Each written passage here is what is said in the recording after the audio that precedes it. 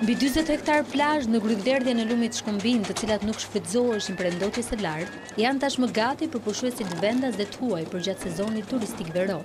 Një impjant në Grykderdhje të lumit i cili kryen funksionin e pastrimit nga mbetjet, do të mbajë pastër këtë vi bregdetare që prej vitesh ishte futur në listën e plazheve më të ndotura të Shqipërisë. Ky soçmi është një investim i cili disiplinon qofshin këto mbetje të ngurta por gjithashtu dhe mbetjet më të lehta, siç janë plastika apo vajrat.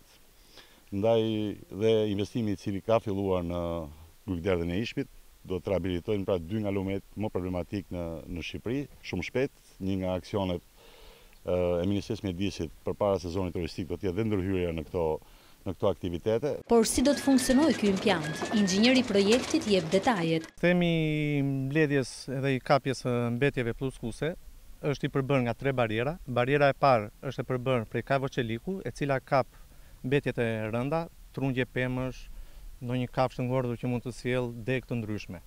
Kurse bariera e dytë dhe e tretë shërben për kapjen e mbetjeve galixhante.